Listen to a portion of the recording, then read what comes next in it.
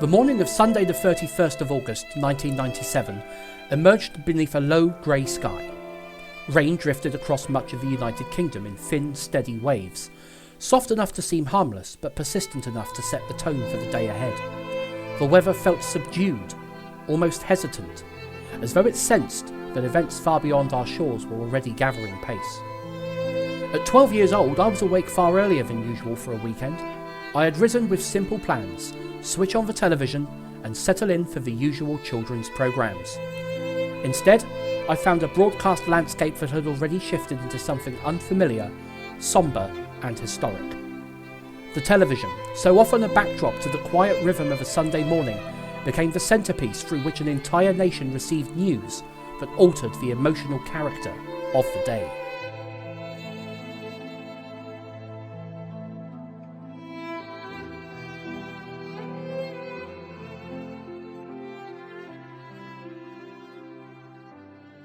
In truth, the story began hours earlier, in the deep quiet of the night. At 1:15 in the morning, BBC One interrupted its late-night film. Martin Lewis appeared on screen with a short but urgent report. A serious car crash had taken place in Paris. Diana, Princess of Wales, was involved. There was no confirmation of her condition. BBC Two responded with its own brief news bulletin, again read by Martin Lewis, and then settled into a pattern of on-screen captions whenever BBC One issued further updates. We interrupt this film to tell you we are getting reports that Diana, Princess of Wales, has been badly injured in a car crash in France. French radio is saying that the accident happened in western Paris when the car she was travelling in collided with another vehicle in a tunnel. BBC Two closed down at its usual time. It was a familiar routine carried out in a moment that was anything but routine. But BBC One did not close down. The announcer broke the long-standing tradition of ending the broadcast day with the national anthem. Instead, viewers were told the channel would remain on air through the night to bring continuing news. Even this gesture conveyed the seriousness of the developing situation. It was rare for BBC One to operate beyond the usual schedule. It was rarer still for it to become a rolling news service. In an unprecedented shift, the BBC bridged the domestic and international sides of its operation. BBC One began carrying BBC World, its 24-hour international news channel, directly into UK homes. This had never happened before. BBC World, with its distinctive feel and its inclusion of advertising, was designed for global audiences rather than domestic viewers. Now, it became the backbone of overnight coverage in Britain. This is BBC One. Due to the seriousness of the news, we will of course be staying on the air throughout the night. But for the moment, we now hand over to BBC World. What followed was a long stretch of reporting built almost entirely on repetition. The pictures hardly changed.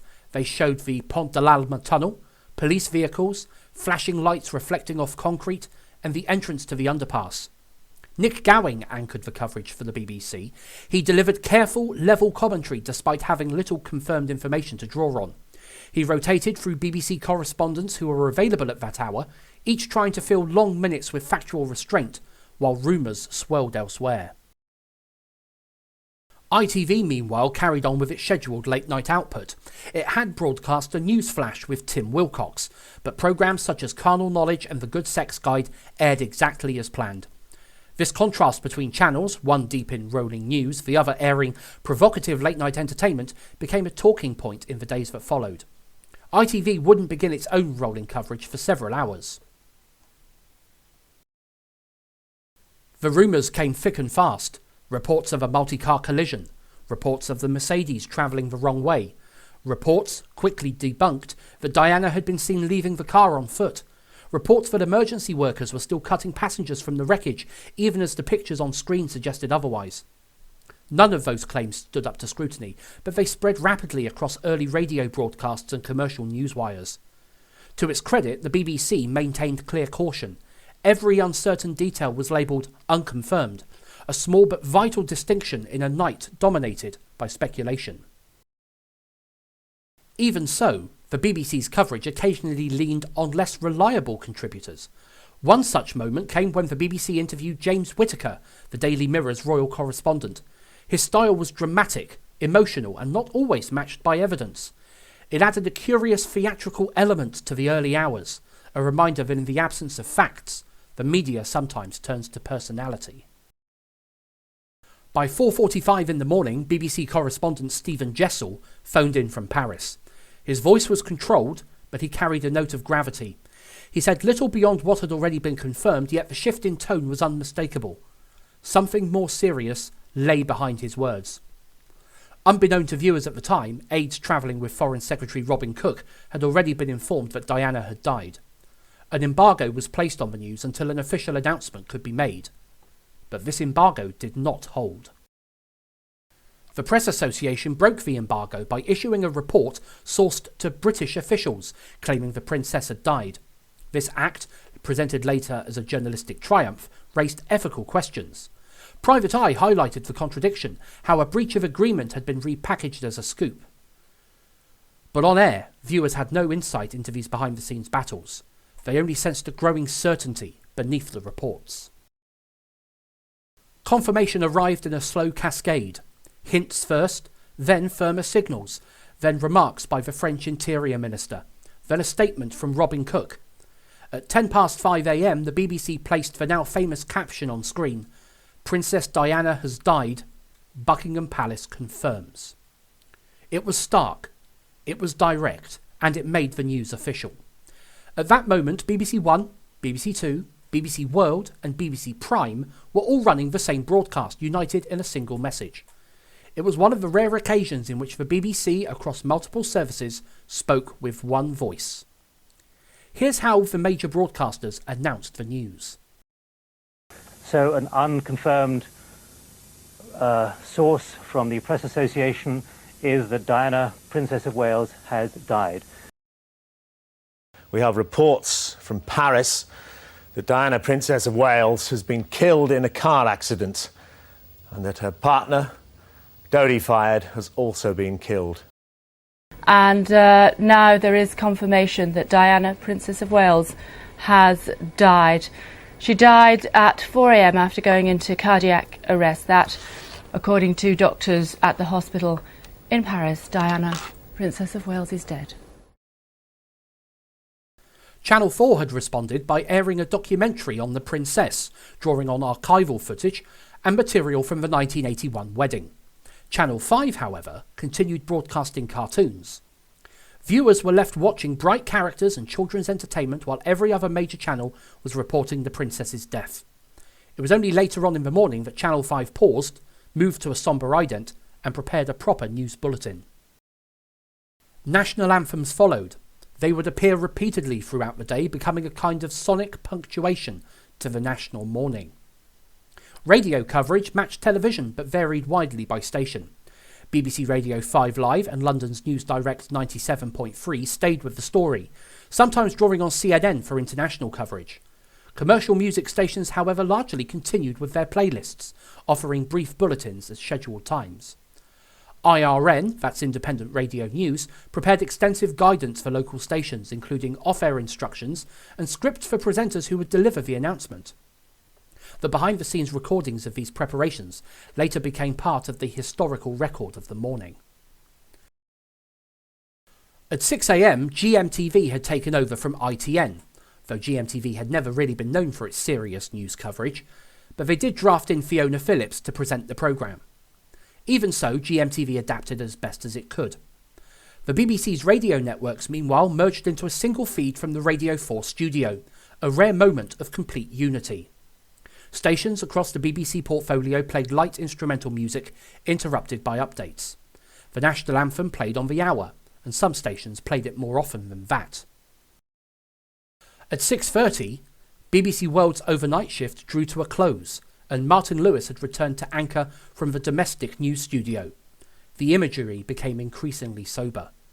Minimal graphics, stark captions, and the national anthem played every hour. This is BBC Television from London. Diana, Princess of Wales, has died after a car crash in Paris. The French government announced her death just before 5 o'clock this morning. Buckingham Palace confirmed the news shortly afterwards. Normal programmes have been suspended while we bring you the latest developments throughout the morning.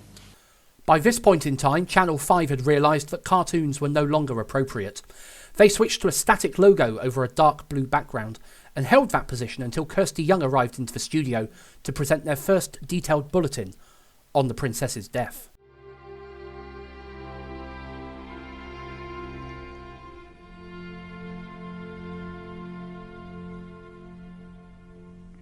We now rejoin the 5 News studio. It's 7 o'clock. I'm Kirsty Young. It's with deep regret that Channel 5 announces the death of Diana, Princess of Wales. At the time, viewers on Channel 5 learned little that they had not already gathered from the other networks, but it marked the moment when Channel 5 aligned itself with the national mood. The rest of the morning continued in much the same fashion. At 7 a.m, the BBC returned to a unified service across its television channels. BBC One, BBC Two, BBC World and BBC Prime carried the same live coverage. Commercial television varied, but ITV, Channel 4 and Channel 5 all adopted subdued tones. By late morning, Channel 4 and Channel 5 cautiously returned to regular programming, though both continued to include expanded news reports. The BBC and ITV, however, maintained full-scale coverage well into the afternoon. One moment stood out at 1 o'clock, the announcement that EastEnders would not air.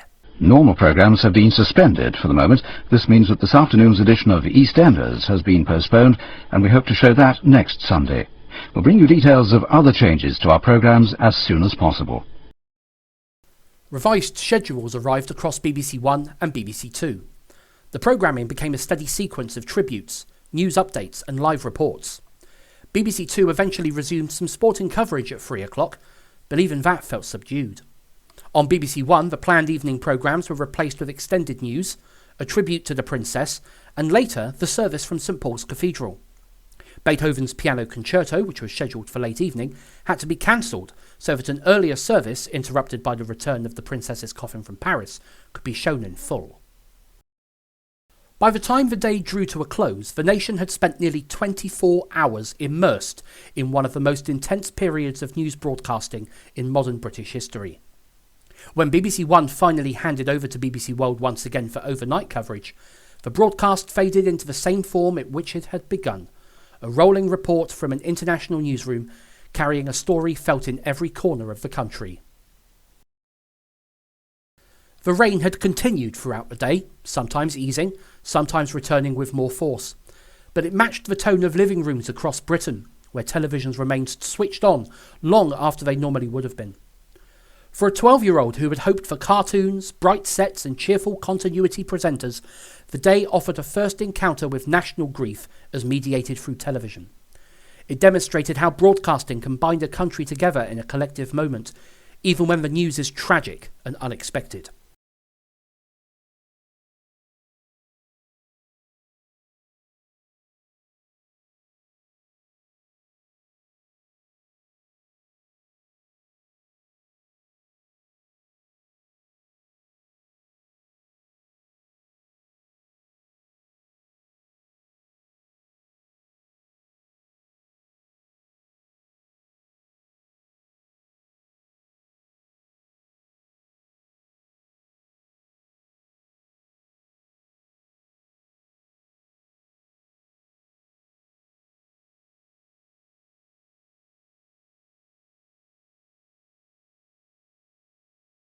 Television did not simply report events that Sunday, it helped shape how the country processed them.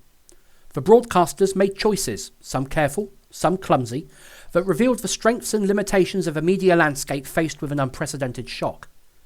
In doing so, they provided a shared frame through which millions watched, listened, and tried to understand the loss of one of the most recognised figures of the era. That rainy Sunday became more than a news story. It became an example of how television can hold a mirror to public emotion, reflecting not only what has happened, but how a nation feels as it unfolds. Thank you for listening to this episode of the TV Live podcast. I'm Rob Francis.